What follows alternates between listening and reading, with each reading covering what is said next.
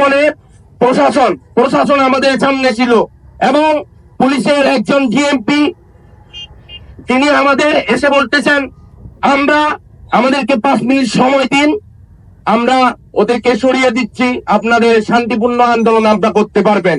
কিন্তু এই 5 মিনিটের জায়গায় ওরা তো ওদেরকে সরানি নাই, বরং আমাদের উপর যে হামলা করা হয়েছে উল্টা ওদেরকে এই বাংলাদেশের প্রশাসন ওদেরকে উল্টা সাহায্য করেছে। যখন নির্বিচারে আমরা যখন যে স্লোগান নিতেছি যে আমরা কোন আমি কে তুমি কে, আমরা সবাই বলতেছি আদিবাসী। এই যে এই আদিবাসীরা কি আমরা মানুষ না?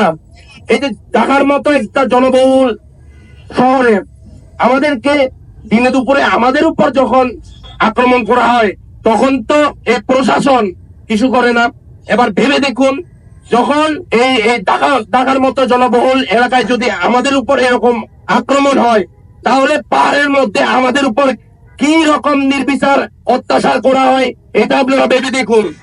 এই যে নতুন বাংলাদেশ কার ছাড়তে কার জন্য করা হয়েছে এটা আমরা বলতে পারি না।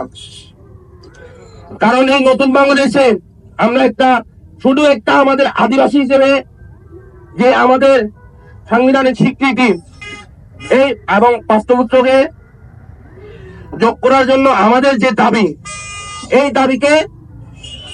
দাবিকে বাস্তবায়ন করার জন্য আমরা যদি সমাজ করতে যাই তখনও আমাদের লাঠি পেটা খেতে হয়।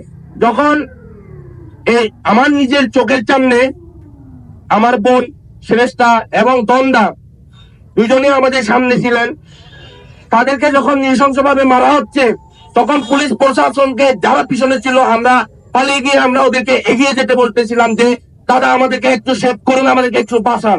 কিন্তু ওনারা তখনও নাটকীয় ভাবে ওই যে বাংলার যে মুভিগুলো আছে, বাংলার মুভির সে যখন সব মারামারি পরে যেমন পুলিশরা লাস্ট পর্যায়ে এসে পৌঁছায়, ঠিক ওইভাবেই যখন আমাদেরকে লাঠিপেটা করে যখন আহত করা হলো, রক্তাক্ত করা হলো, সেই সময়ে সেই পুলিশ ওদের ভূমিকা পালন করেছে। এই